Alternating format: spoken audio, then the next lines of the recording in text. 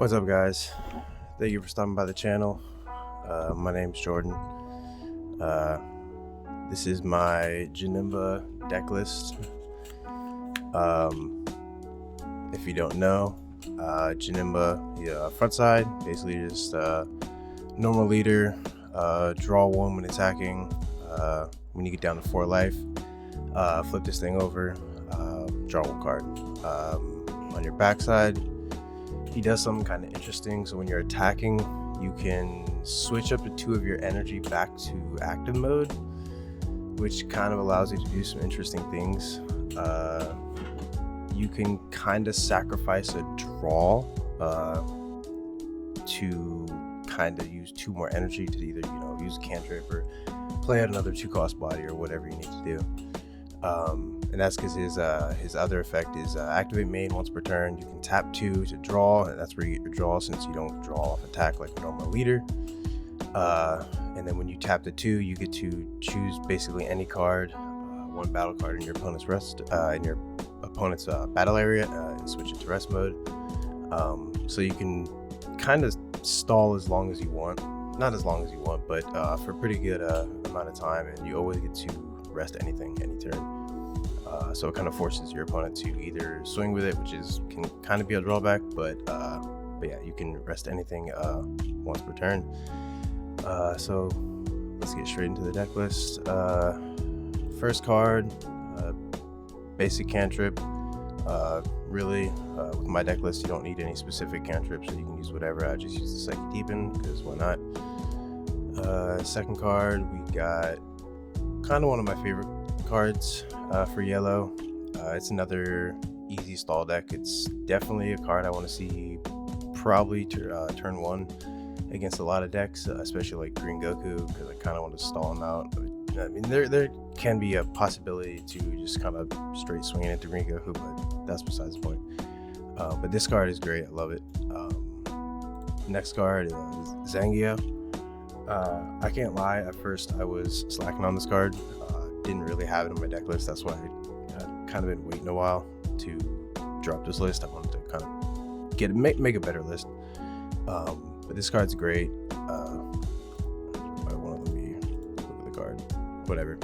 Basically, when you on play, it's a 2-cost on play, Self-Awakener, and when you attack with it, you have to tap 1, you get to draw 2 and discard 1, which is really good.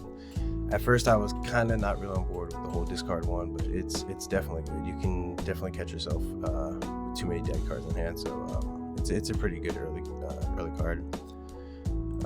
Next card is Nice, another 2-cost, so not always used early. It's kind of in there just in case someone stalls you a little bit too long and you really need to awaken that last life. Other than that, it's really just a 10k. That's why I kind of only have it at 2. You can probably run it at 3, potentially 4, depending on how you want to run the deck list. But the block, I mean, I don't really use it for the blocker too often, honest to God. Most of the time I'm just swinging with it. But yeah, it's really mostly there in case someone stalls me a little too long. I'm not necessarily always playing it turn 2 just to awaken, because I think with Janemba you don't want to necessarily awaken fast. Like even with the Zangia, I'm probably not necessarily taking the life all the time, but obviously there are options in case you get stalled out a little too long. Next card, Final Explosion. Once again, one of my favorite cards. Dropped it down to 2. I think with this set, with the way this, with one of the new cards, the Secret Rare we got, which I believe is the next card, you only really need to run 2.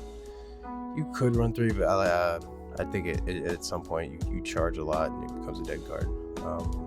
But next card is not the Secret Rare. This is Janemba, another early game card. This is great. A Self-Awakener. You basically get to play it for 2. You just have to have 3 energy, because you get to restand 1. Which if you have like a cantrip or something, or another one of these, which not necessarily always this, is always great. But you also get to rest anything with this card, which is really good for once again just stalling and just not trying to swing at leader's life. Here we go. This is a Secret Rare. I think we all understand barrier. It's great. You know, can't be touched by any effects. So red can't affect it with minus effects. Blue can't bottom deck it. Black can't KO it. Nothing can touch it basically with effects. When attacking, I get to tap 2 and just place anything 5 or less in the opponent's drop, which really it's great. I think you can drop a bunch of these early, try to stay a little bit higher life, like 6 or 7 life, get 1 or 2 of these on board. It's great because like I said, it can't be touched by effects. But in other yellow decks, I don't think it's that great. I might drop it to 2 for some yellow decks, like my Vegeta deck. But with Janemba, since you can sacrifice the draw for 2 extra energy, this card can be played and use its effect basically the same turn it's played. Like I said, you are sacrificing a draw, but sometimes sacrificing a draw when you're 12 cards, your opponent's at like 7 or 8, it's worth it to clear really anything. Even if it's like a Videla 2 cost, it's still usually worth it. Maybe against Diamond Q you can clear maybe the Pansy, because you definitely don't want to swing into that thing. But yeah, overall it's a pretty good card. I run it at 4. I think I might drop it down to 3. I was running it at 3 for a while. I brought it back up to 4, but it's been working out pretty good at 4. Next card, yeah, this is a really great card. Honestly, between these 2 cards, I have this one at 3 right now. I was running it at 4. This is the kind of debate. I kind of want to go back to 4 on this, but for the last few nights on client at least, I've been running this at 4, and it's been doing pretty good. So I have this at 3. It's a 5 cost on play. You get to draw 1, so it replaces itself, and then you get to restand 2 energy, which is always great, because if you play this turn 4, this turn 5, you can still get your leader draw and still have 2 energy to use this to clear something and put another 35k body on board. That also replaces itself. So I always think extra draw power is great, and that's also why I feel like probably running this at 4 honestly might be the better bet. I'm probably gonna start doing that. But for now, this is the deck list I've been playing, so this is what we'll go with. But overall, I really like this card. I run it in my Vegeta deck as well. Next card, this is kind of just an obvious great yellow card. I think we all know what it does. On play, when attacking, choose up to 1 of your opponent's battle cards, and you get to freeze it. It's a double freeze, 25k swing, and it's a 10k combo. It's kind of an obvious 4 of. I don't really need to talk too much about this card. I think we all know what this card does. It's a great card. Another great card. This honestly might be my favorite card, not even just due to its art, for the alt art, but it's a double swing card. Activate main once per turn. You get to basically, after you swing with the first swing, you get to activate main. Choose up to 1 of your opponent's 3 cost battle cards, KO it, and then you restand this card. So you're swinging 2 25ks, and you're putting a lot of pressure, which I run this at 4. I think you could run this at 3. I do find myself charging usually 1 of them, and hoping I do see 2 or 3, which I usually do. I try to get decent amount of draw power, and that's where like a card like Zengai is great, because you definitely want to find these cards. After a while, with a lot of decks, they go a little bit taller, so Final Explosion at some point does become kind of a dead card. So at that point, I try to just if late game or mid game, I get to play Zangia, get rid of this, and then maybe if I'm at 6 life, or that's where you can also kind of sacrifice the draw here for here to play out 2 bodies. There's a lot of unique things you can do with that. The sacrificing of the 2. Or sacrificing your draw and just swinging with playing something, swing with leader to restand 2. It allows you to do a lot of neat things, and that's where cards with extra draw power come in handy, because you're playing an extra body, still getting a draw, so you're not necessarily down 1 card, but obviously you are sacrificing a draw.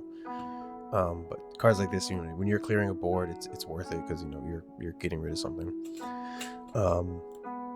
So the next card, this helps you freeze a lot of bigger bigger bodies because in my deck list we don't have anything that can really clear anything higher than a 5 cost. So spoiler, I don't run the secret 6 cost Frieza, but yeah, so this is kind of your card for that.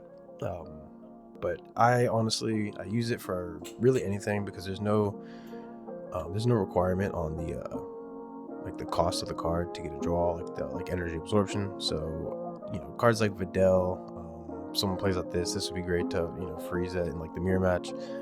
Really, you can use it to just freeze any card, and there's no requirement to get that draw. And then so I run this at 4, and then the next card allows you to actually bring this card back.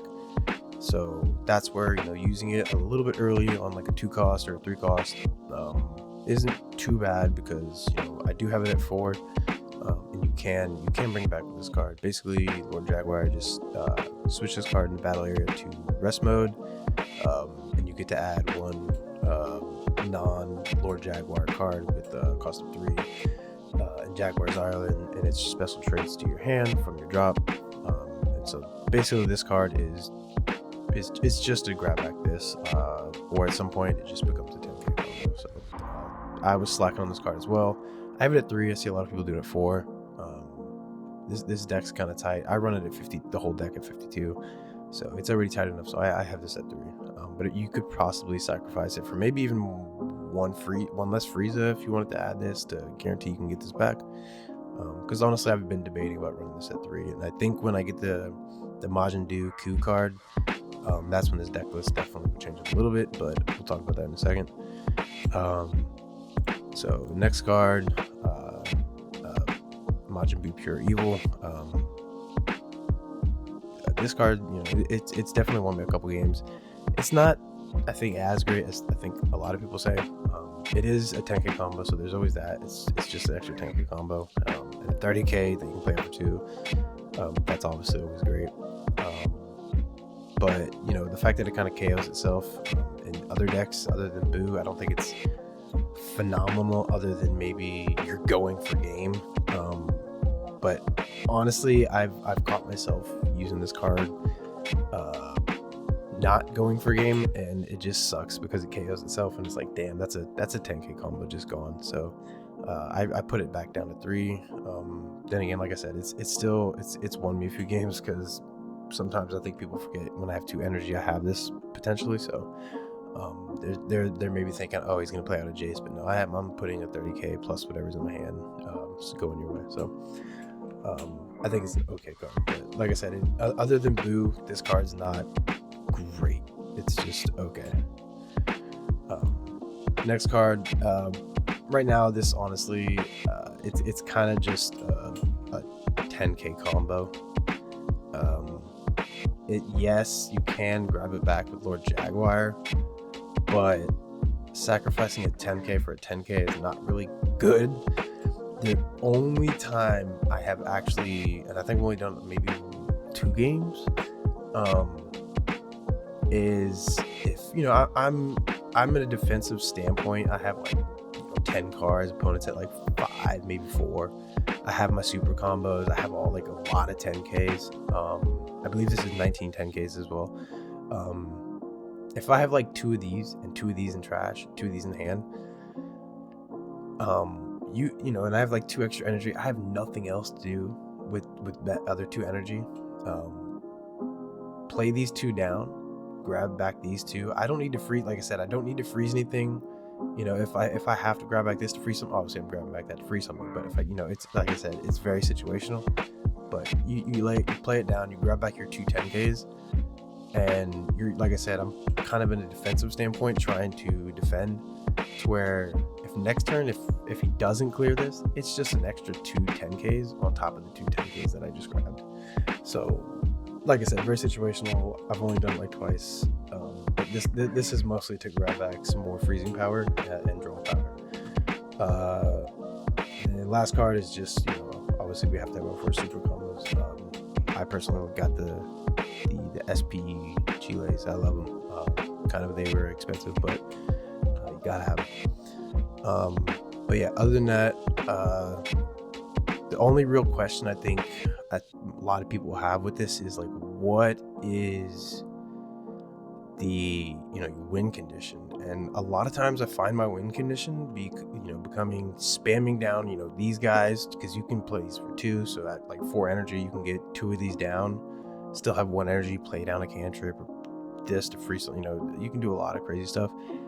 But I find myself winning a lot of games with this guy, and it's a little scary, and this is where I feel like I need to find space to put in maybe a double striker.